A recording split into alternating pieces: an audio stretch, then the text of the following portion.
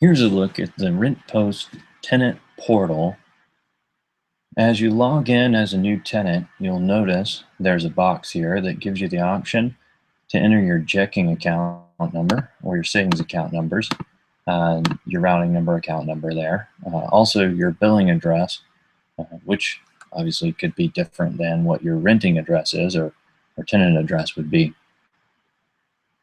You have the option to come back later, or you can go ahead and fill this out. If you hit just one more page, it'll tell you what is exactly required. Pretty much everything right there is required, so I'm just going to click come back later. When I do that, it's going to show here that I've skipped the online payment setup. So if the new tenant is not going to be paying online, they'll just need to do that. Obviously, if you're a property management company and you've set up online payments as an option through RentPost, the ideal would be that they would be paying you through there. However, there is always that option that they wouldn't. Maybe they're going to give you cash, or maybe they're used to writing a check, or they can just hand it off to you however they've done in the past. So, but that reminder will be showing up here in their news feed as soon as they log in on the home screen. So just to start off here, you'll notice at the top, just under the home screen, there's that option to submit a work order.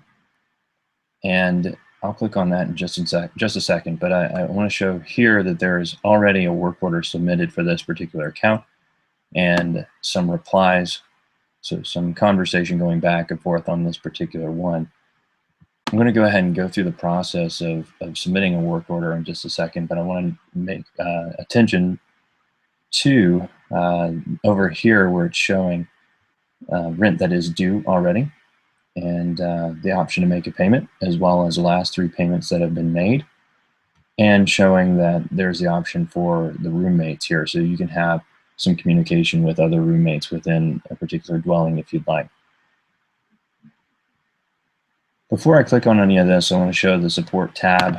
They can click on this, and they can enter a question if they have one, and they can submit a support ticket if they need to as well at any time. Same thing for up here.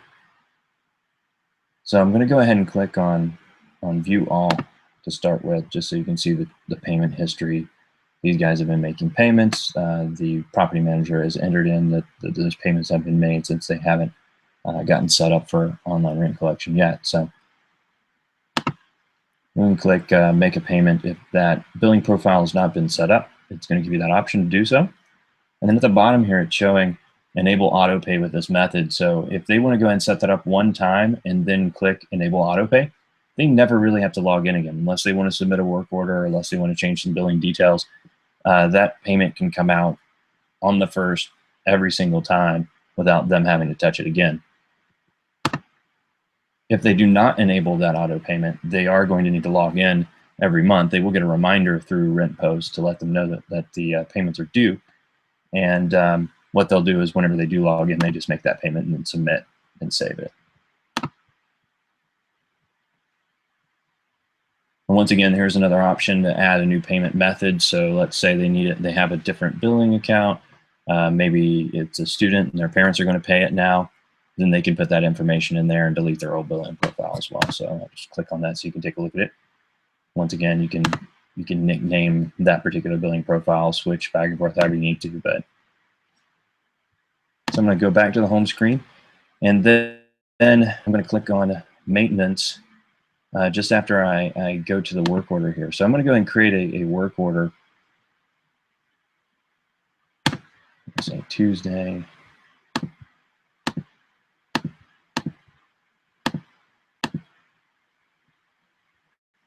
Wednesday.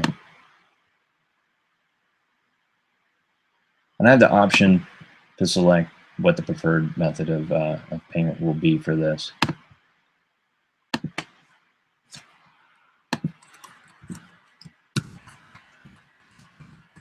Getting some information about when the incident happened.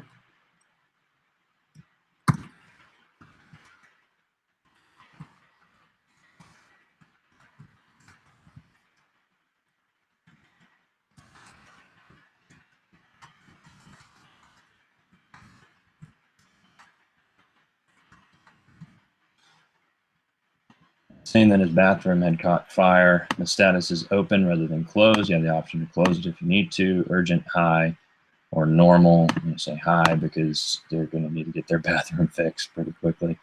And then you can choose a file to upload. So this is the bathroom fire picture here. So you can take a look at that. You can save the work order.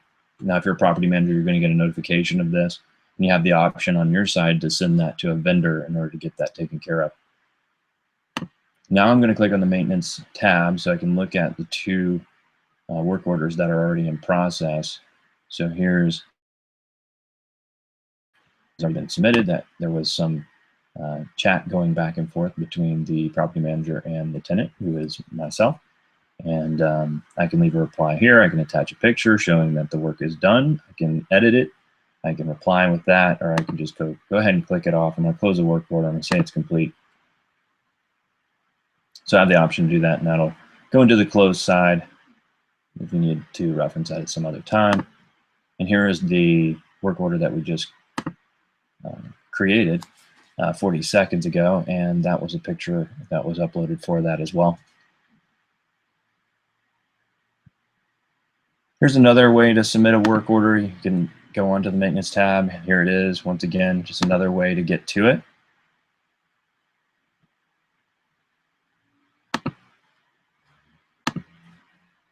And here is the fourth tab that shows messages. So if I wanted to communicate with the tenants, I can do so. They'll get that here, and it'll show that they have a message that is from them. And also, if they have roommates, they can compose a message to their roommate here or to the managers.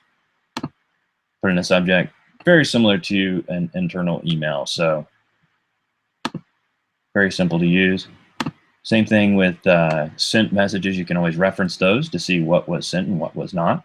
So your communication can reside completely within RentPost if you'd like it to.